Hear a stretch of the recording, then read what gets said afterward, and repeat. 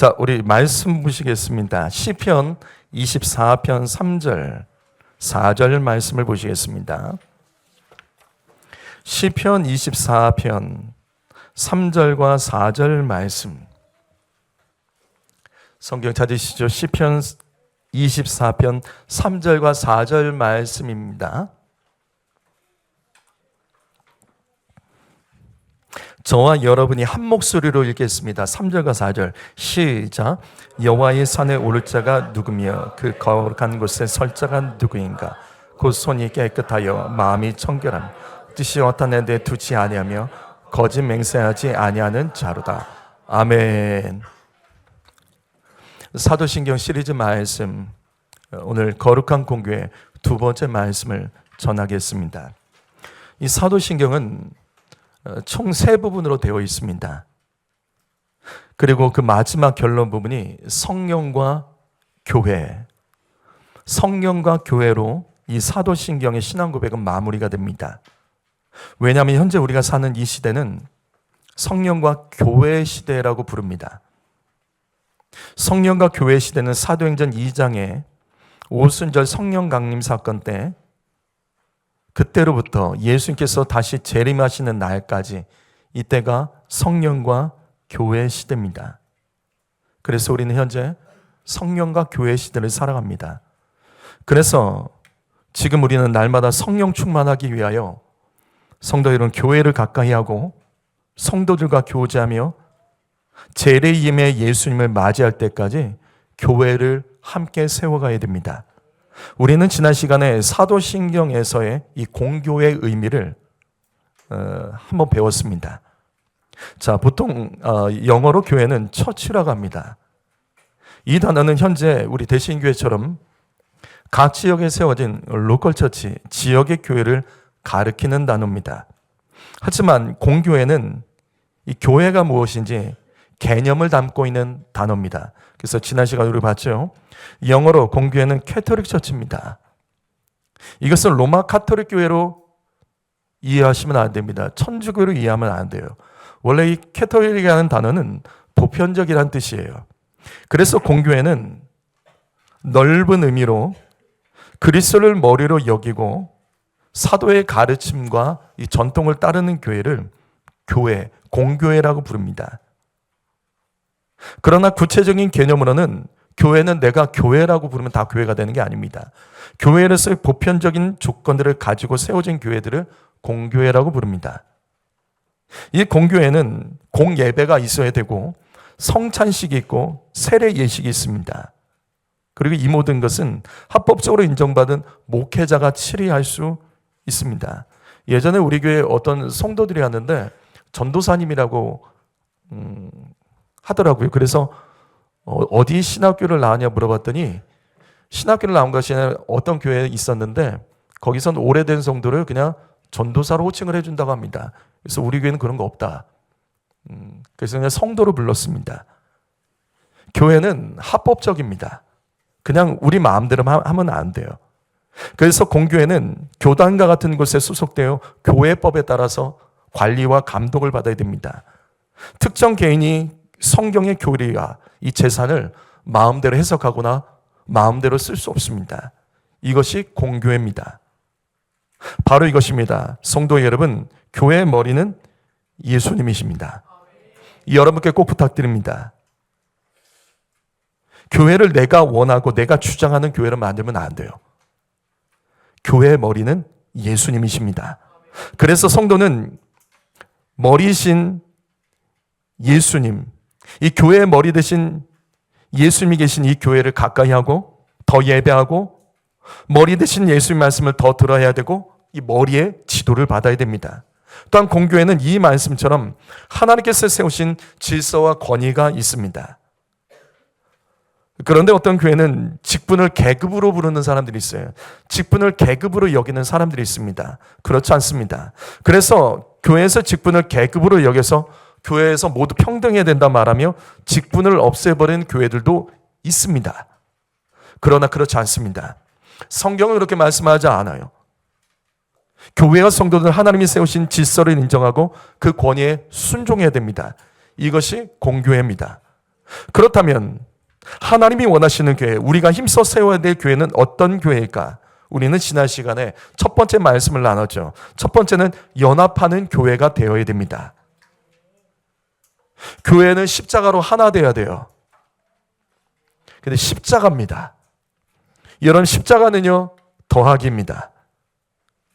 그러나 연합하려면 내가 먼저 죽어야 된다는 것을 강조하는 것이 십자가입니다. 성도 여러분, 하나 됩시다 말만 하면 안 돼요. 내가 먼저 죽어야 됩니다. 그것이 십자가라고요. 그래서 교회는 반드시 십자가가 있습니다. 하나 되기 위해서, 하나 되어 주의 일을 하기 위해서, 하나 되어 교회를 세우기 위해서 내가 죽어야 됩니다. 이것이 십자가입니다. 오늘은 지난 시간에 이어서 두 번째 말씀을 전하겠습니다. 하나님이 원하시는 교회, 우리가 힘써 세워야 될 교회는 두 번째로 거룩한 교회여야 합니다. 교회는 거룩해야 됩니다.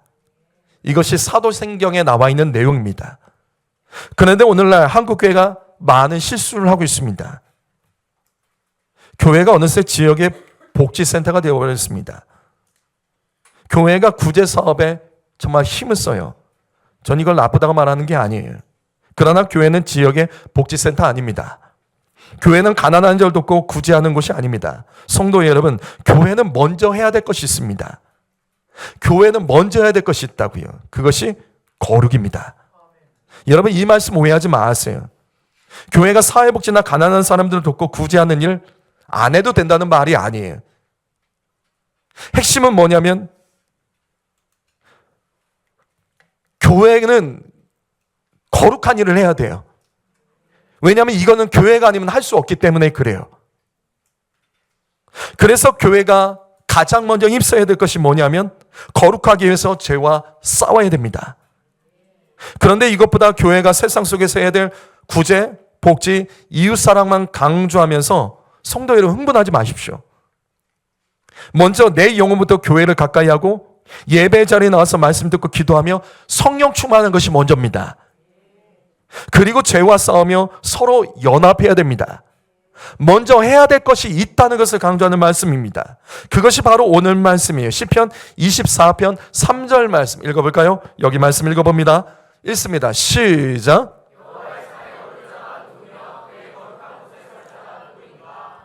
자, 여기 여호와의 산,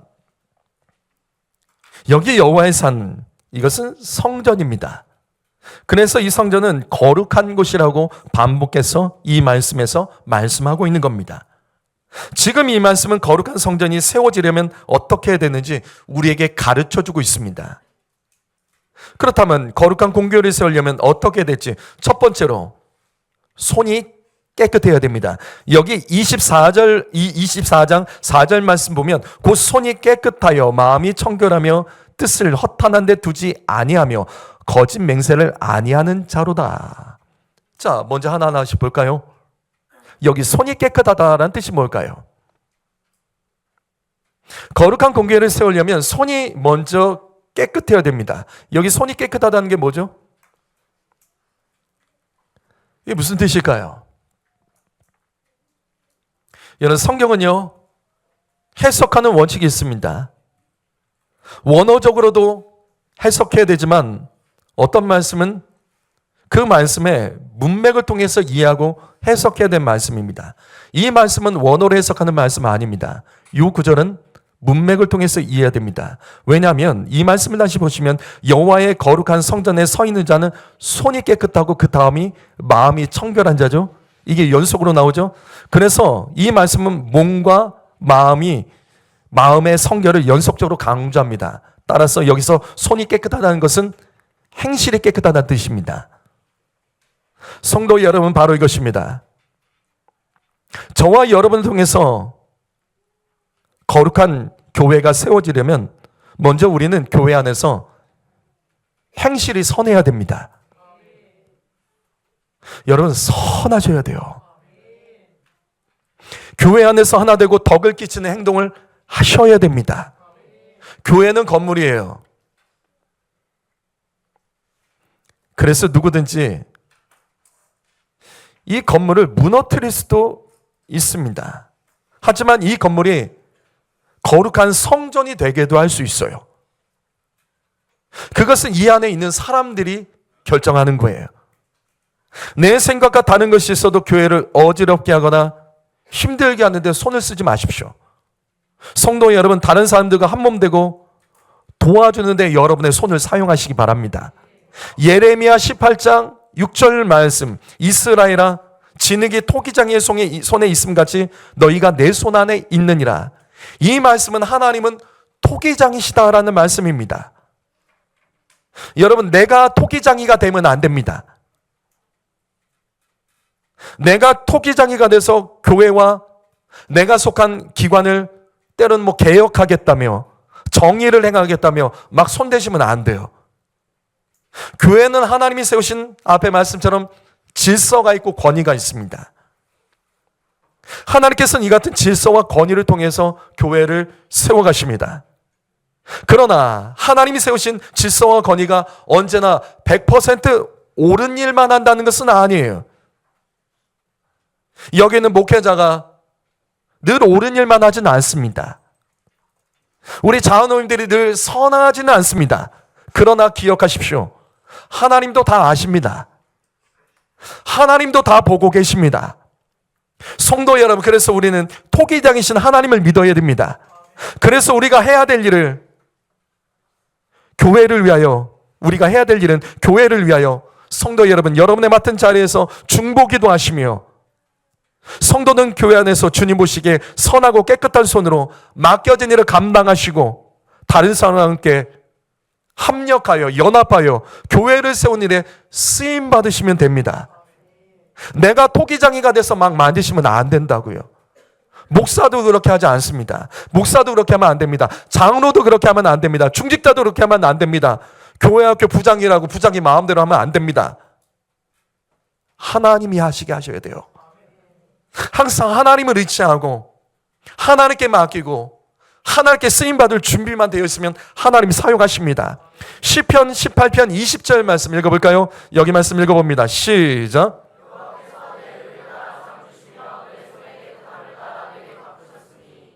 저는 이 말씀 믿습니다. 하나님께서는 의로운 자에게 상 주시고 또 손이 깨끗한 자에게는 반드시 그가 행한 대로 갚아주시는 하나님이십니다. 성도 여러분, 다른 사람의 손이 어떻든지 상관하지 마시고 내 손이 깨끗하면 돼요. 내 손 깨끗하면, 그 깨끗한 손으로 주의 일하면, 선한 행실하면 주님 반드시 갚아주십니다. 욥기 17장 9절 말씀도 읽어봅니다. 시작.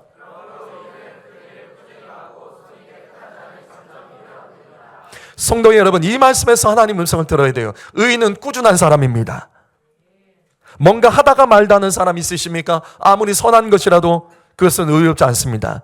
꾸준히 하셔야 돼요. 꾸준히 하나님과 동행하십시오. 특별히 여러분의 삶에 힘이 없고 가정과 일터에 힘을 잃어가는 성도들이 있으십니까? 2016년도에 뭔가 새로운 일을 계획하고 있는 성도님 계십니까? 가정과 일터에 역전이 일어나기를 원하는 성도와 가정이 있으십니까? 그렇다면 이 말씀 붙으십시오. 손이 깨끗한 자는 점점 힘을 얻게 되는 줄 믿습니다. 성도 여러분, 공동체 안에서 덕을 끼치는 행동을 하셔야 됩니다. 교회는 내 생각과 다른 것이 있어도 교회를 분열시키거나 힘들게 하는 손이 되면 안 됩니다. 함께 하려고 하고 도와주려고 하는 깨끗한 손이 되어 주십시오.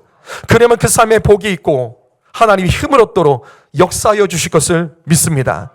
두 번째로, 거룩한 교회를 세우려면 마음이 깨끗하고 뜻을 허탄한 데 두지 않아야 됩니다. 여러분, 여기 말씀 보시면 마음이 청결한 것, 또 뜻을 허탄한 데 두지 않는 것, 두 개의 문장이 나오죠. 근데 이 말씀에서 지금 저는 두 개의 문장을 하나로 묶어서 이야기하는 이유는 한글 성경에는 이것이 마치 두 개의 문장으로 되어 있지만 히브리어로는 한 개의 문장입니다. 그렇다면 이 말씀 무슨 뜻일까? 뜻을 허탄한 데 두지 않는 사람이 마음이 청결한 사람입니다. 다시요. 뜻을 허탄한 데 두지 않는 사람이 마음이 청결한 사람입니다. 그럼 여기서 허탄이라는 단어를 뭘까요? 허탄하다. 이게 히브리어로 우상숭배입니다. 히브리어로 우상을 숭배하다가 여기 허탄하다는 뜻입니다.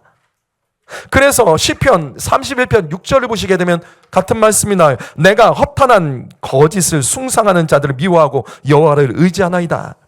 허탄한 거짓을 숭상하는 자들, 우상 숭배하는 자들을 말하는 겁니다.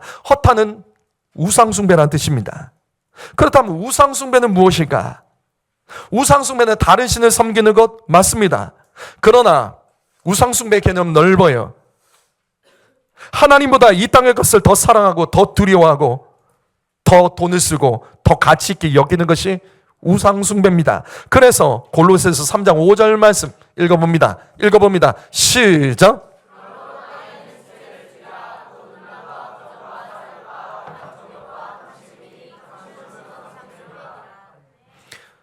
신약 성경에서는 우상 숭배를 단순히 다른 신으로만 말하지 않아요.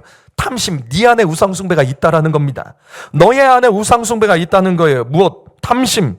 성도 여러분, 하나님보다 더 사랑하는 것이 우상 숭배입니다. 내가 하나님보다 더 두려워하고 더 가치 있게 여기고 더 많은 시간을 보내고 더 돈을 쓰는 것이 있다면 그것이 우상 숭배입니다. 하나님보다 돈을 더 사랑하시면 안 됩니다.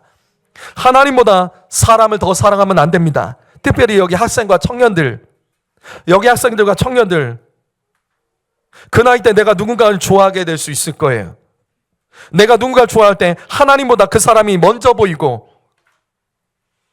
하나님의 말씀보다 그 사람 때문에 울고 웃는다면 그 사람 우상 숭배하고 있는 겁니다. 탐심이에요. 사람에 대한 탐심.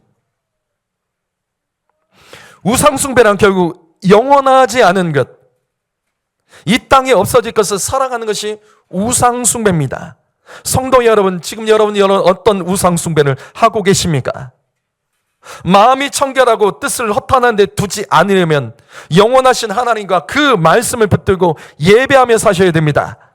다시 오늘 말씀 24장, 시편 24장 3절과 4절 말씀 보시면 여호와의 산에 오를 자, 거룩한 것을 설 자, 그 사람은 손이 깨끗하고 마음이 청결하여 뜻을 허탄한 데 두지 아니한다라고 말씀하죠. 그런데 이 말씀이 신약 성경에도 나옵니다. 신약 성경의 성도들은 이 말씀을 좀 다른 언어로 이 말씀을 이해하고 있어요. 그것이 야고보서에 나와요. 야고보서 4장 8절 말씀입니다. 야고보서 4장 8절 말씀 읽어보죠. 읽어봅니다. 시작.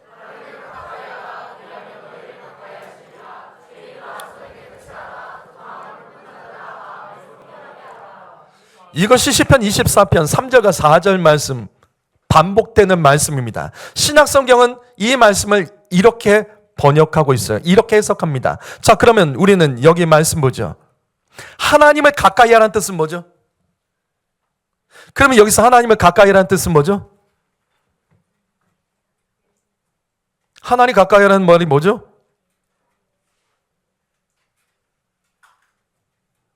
이거 간단하죠.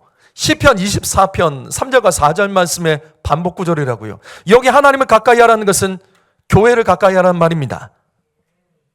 하나님을 가까이 하는 것이 교회 가까이 하는 겁니다. 성도 여러분, 교회에 오기 싫고 교회에 오는 것을 피해 다니고 교회랑 멀어진 사람은 결국 나는 하나님과 멀어진 사람이라는 자기 고백입니다. 여러분은 교회를 가까이 하십니까? 예수님이 머리 대신 교회와 멀어진 사람은 하나님과의 관계에 문제가 생겼다는 자기 고백이라고요. 다시 시편 24편 마음이 청결하고 뜻을 허탄한 데 두지 않는다는 것, 이것은 야고보서 4장 8절 말씀 보면 두 마음을 품은 자들아 마음을 성결하게 하라, 이 구절입니다. 따라서 우상숭배는 무엇일까? 우상숭배가 뭐죠? 여러분, 우상숭배가 뭐죠? 뜻을 헌탄한 데 둔다는 게 뭐죠? 두 마음입니다. 그게 두 마음이에요. 우상숭배는 두 마음을 가지고 있다는 뜻이에요. 하나님도 사랑하는데 세상 것도 사랑하는 겁니다. 포기를 못한다는 거예요. 어느 거나 나를 포기를 못해요. 이게 우상숭배입니다. 말씀을 들었는데 다른 생각을 합니다. 이게 우상숭배입니다. 믿음으로 기도했는데 다른 마음으로는 염려가 내려놓지 못하는 거예요. 믿음으로 분명 기도는 했다고 하는데 염려는 내려놓지 못해요. 이게 우상숭배입니다. 예수 믿는 사람이 하나님을 예배해야 되는데 교회랑 멀어져 있다? 그게 두 마음입니다. 우상숭배하고 있다는 증거예요. 성도 여러분, 여러분의 우상숭배는 무엇입니까? 내 안에 있는 두 마음을 분별하셔야 돼요. 마음이 청결의 뜻을 허탄한 데 두지 않는 자, 두 마음을 가진 자는 교회를 세울 수 없습니다. 성도 여러분, 내 안에 있는 두 마음은 무엇입니까? 그래서 예수님 우리에게 이렇게 말씀하신 거예요. 마태복음 22장 37절과 38절 말씀. 37절과 38절 말씀입니다. 읽어봅니다. 시작.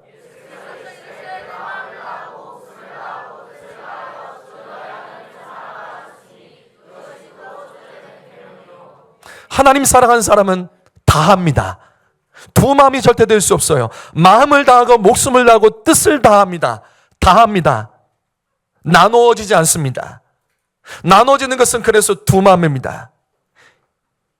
뺏기는 것은 두 마음, 우상숭배입니다. 성도 여러분, 공교회는 그리스도를 머리로 삼고 우리의 마음과 뜻을 오직 하나님과 맞춰야 됩니다. 바로 그때 음부의 권세를 멸할 수 있는 강력한 거룩한 공교회가 세워지게 되는 줄 믿습니다. 마지막 세 번째로, 거룩한 교회를 세우려면 거짓 맹세를 하면 안 됩니다. 앞에 두 가지, 손을 깨끗하게 하고 마음을 깨끗하게 하고 뜻을 허탄한데 두지 않는 것, 이 앞에 첫 번째와 두 번째는 하나님과의 관계를 강조해요. 그러나 여기 거짓 맹세는 다른 사람과의 관계를 강조하는 말씀입니다. 그렇다면 우리는 이 말씀을 통해서 교회는 사람의 말로도 무너질 수 있다는 걸 깨달아야 돼요. 여러분, 교회는 누가 막 어떻게 휘저어서만 무너지는 것이 아니라 사람의 말로도 무너질 수 있습니다. 교회는 진리의 말씀이 선포되면 그 말씀 위에는 강건한 교회가 세워지지만 진리의 말씀과 함께 대적하는 다른 말들로 이 교회가 분열되면 교회는 언제나 말로도 무너질 수 있다는 겁니다. 잠언 6장 16절과 19절 말씀. 저는 설교 때 예화하지 않습니다. 말씀만 보시죠. 성경에는 예수님께서, 하나님께서 미워하시는 것, 그 마음에 정말 싫어하는 것, 나는 저게 밉다, 난 저게 정말 싫다라고 말씀하신 것이 7가지가 나와요. 그걸 잠언 말씀에 기록되어 있습니다. 근데 여기 보세요. 첫 번째부터 7개까지. 첫 번째부터 7개까지가 보시면 하나님께서 미워하시고 싫어하는 것 중에 7개 중에 3가지가 거짓말과 연결됩니다. 3가지가 입술에 대한 것인데 다 거짓말과 연결이 돼요. 첫 번째가 교만한 눈이 아니라 저기 노란 게 잘못됐네요. 두 번째 거짓된 혀입니다. 이와 같이 두 번째, 6번째, 7번째 이 3가지가 모두 입술, 거짓된 혀와 연결이 됩니다. 다시 말해서 우리가 가장 많은 죄를 짓는 것은 입술로 죄를 짓는 거예요. 그래서 우리의 입술, 그 중에서 거짓된 입술은 교회를 이간질시켜 분열시키게 만들고 무너뜨리게 할 수 있는 아주 무서운 겁니다. 성도 여러분, 그래서 저는 거짓말에 대한 설교를 여러 번 드렸습니다. 거짓말이 뭘까? 거짓말은 단순히 거짓말이 아니라 거짓말은요, 자기에게 유리하도록 과장하는 말도 거짓말입니다. 자기에게 유리하도록 말을 하다가 축소할 때가 있죠. 그것도 거짓말입니다. 핑계도 거짓말입니다. 왜냐하면 핑계는 언제나 과장과 축소가 들어갑니다. 맞지요? 미루는 말, 남 탓하는 말, 환경 탓, 원망과 불평, 이것도 다 거짓말이다. 다 거짓말입니다. 왜냐하면 거기에는 언제나 감사가 빠져버려요. 하나님께서 주신 거, 허락하신 감사가 다 빠져버려요. 그래서 남 탓하고 환경 탓하고 원망하고 불평하는 거예요. 이게 다 거짓말이에요. 거짓말에 이와 같이 스펙트럼이 이와 같이 넓은 거예요. 그래서 사도행전 5장 1절부터 3절 말씀을 보게 되면 초대교회 아나니아와 삽비라 이야기가 나옵니다. 이 말씀은 굉장히 중요해요.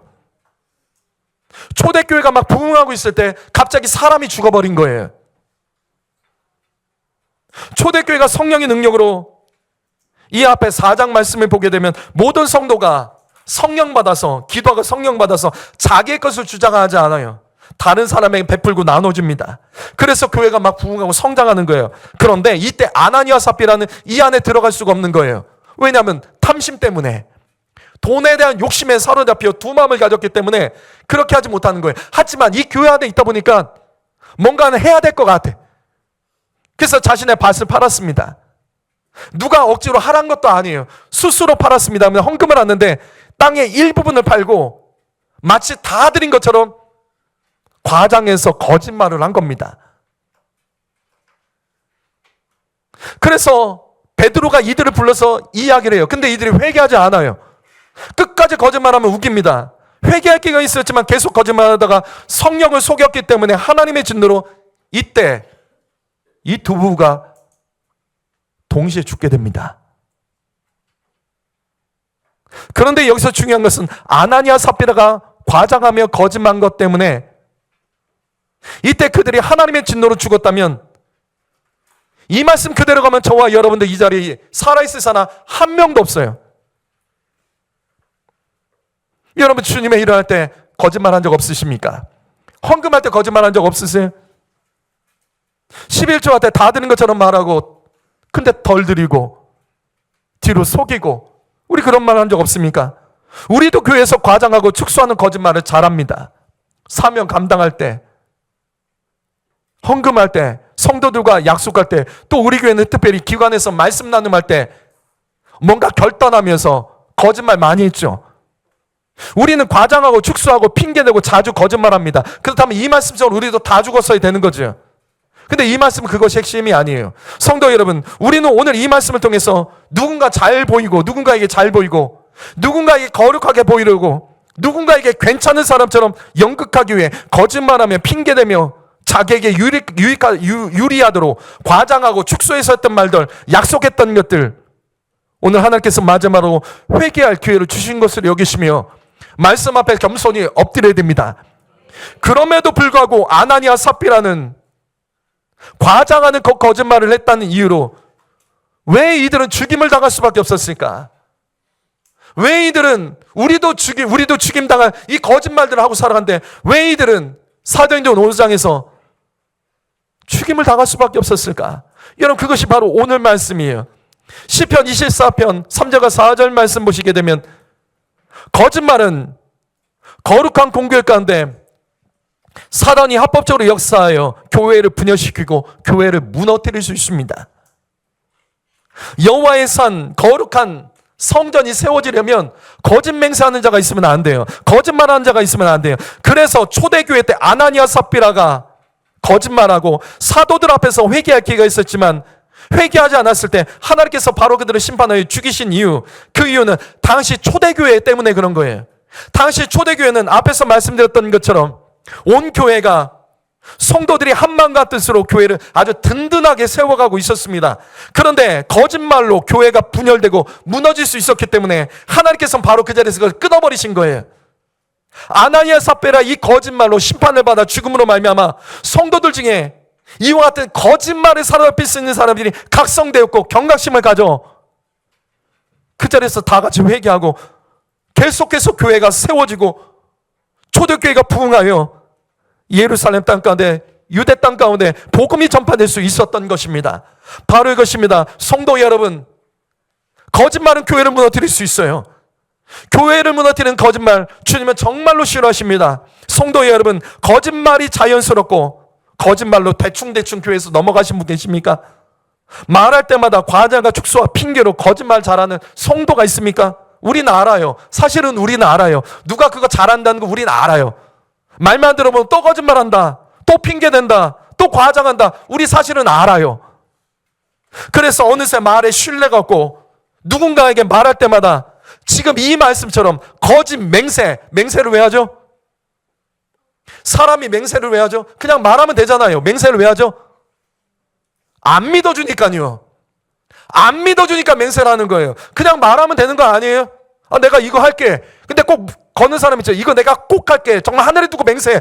뭐 땅에 두고 맹세. 정말 안 하면 내가 정말 뭐 어떻게 할까? 내 맹세. 왜 맹세하죠? 안 하니까. 거짓말을 그렇게 많이 하니까. 바로 이겁니다. 성도 여러분, 말에 신뢰가 없는 분 계십니까? 내가 누군가에게 말을 할 때마다 이렇게 맹세를 하고 또 해서 그제서야 사람들이 내 말을 들어주고 있다면, 여러분 이 말씀 꼭 기억하십시오. 요한계시록 22장 15절 말씀 읽어봅니다. 시작.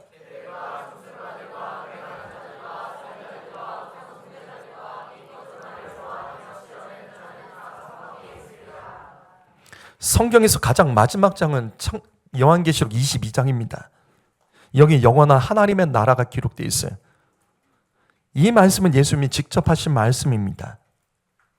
예수 믿어도 이런 사람은 천국에 못 들어간다는 거예요. 첫 번째가 개와 같은 사람은 못 들어갑니다. 개와 같은 사람.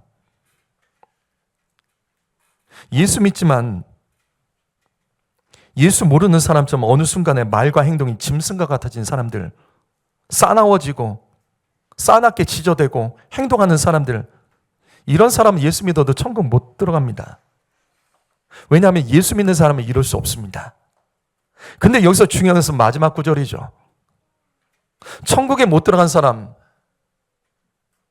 그 마지막에 뭘로 소개하냐면 예수님은 예수 믿어도 거짓말하고 지어내는 말을 좋아하는 사람, 즉 말에 신뢰가 없는 거짓말 잘하는 사람은 예수 믿어도 천국에 들어갈 수 없다고 말합니다. 왜?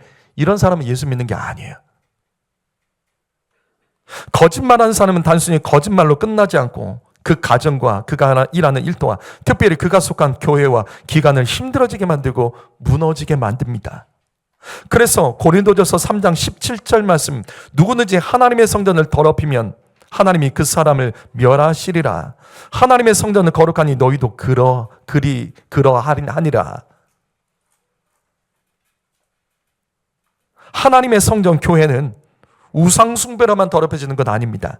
거짓말하는 자들 때문에도 더러워지고, 그래서 더러워지면 분열되고, 그래서 무너질 수 있는 겁니다. 성도 여러분, 말에 거짓말이 많은 분 계십니까? 과장이 많고 핑계가 많고 늘 똑같은 말, 뭐 하다 보면 또 옛날 얘기, 또 상처 타령하고. 안 돼요. 앞으로만 가세요. 자꾸 뒤로 가지 말고 앞으로만 가시려고 해야 돼요. 앞으로 가려면 과거의 문제에 대해서는 회개하고 감사할 것밖에 없습니다. 시편 24편 3절과 4절 말씀 다시 보시죠. 여호와의 선에 오를 자가 누구이며 그의 거룩한 곳에 설 자가 누구인가? 거짓 맹세하지 아니하는 자로다. 거짓말은 거룩한 공교회에 사단이 합법적으로 역사하게 만들고 교회를 분열시키고 무너지게 만듭니다. 성도 여러분, 다시 반복합니다. 과장하고 축소하는 말은 거짓말입니다. 핑계도 거짓말입니다. 기도해 보겠다며 뭔가 미루는 사람들 있죠. 우리 이거 하죠. 기도해 볼게요. 기도 안 하잖아요. 그 거짓말 얼마나 우리 많이 합니까? 남 탓하고 환경 탓하고, 나보다 더 어렵고 힘든 상황에서도 예수 잘 믿고 더 순종하는 사람이 있는데 늘 남 탓하고 환경 탓하고 마치 자기 인생 불쌍한 것처럼 말하고, 과장과 축소하는 이 모든 것들은 거짓말입니다. 원망과 불평도 거짓말이죠. 왜? 하나님은 우리에게 원망과 불평거리만 주지 않으십니다. 하나님 우리의 삶에 얼마나 감사할 것을 많이 주는데 어떻게 원망과 불평에 사로잡혀 있습니까? 하나님의 선하심을 부정하는 거예요. 그래서 이건 거짓말입니다. 이것들은 교회를 더럽히며 무너지게 만듭니다. 오늘 이 말씀은 거룩한 교회를 세울 수 있도록 하나님께서 저와 여러분에게 다시 기회를 주는 말씀으로 들어야 됩니다. 성도 여러분, 화려하지 않아도 돼요. 제가 늘 말씀드리죠. 고상하지 않아도 됩니다. 예수 믿는데 화려하거나 고상하지 않아도 돼요. 투박해도 괜찮습니다. 그러나 말씀대로 예수 믿어야 됩니다. 다른 사람 보지 말고 먼저 내 안에 들불을 보는 것이 먼저입니다. 우리는 늘 완전하신 하나님 말씀 앞에 서 있는 자들이에요. 근데 우리는 그 말씀 앞에 완전할 수 없어요. 결국은 우리가 엎드리고 또 엎드리고 또 엎드리며 주님 앞에 눈물로 나가지 않으면 우리는 이 땅에서 살 수가 없고 구원에 이를 수 없으며 교회를 세워갈 수 없습니다. 사랑하는 성도 여러분, 오늘 말씀은 특별한 말씀은 아니에요. 사실 늘 들었던 말씀이에요. 그러나 이 말씀을 통해서 다시 한번 우리의 삶의 믿음을 점검하시고 오직 거룩한 결단만으로 다시 한번 선하게 쓰임받고 교회를 세워가는 성령 충만한 인생 되기를 예수님의 이름으로 축복합니다. 기도하겠습니다.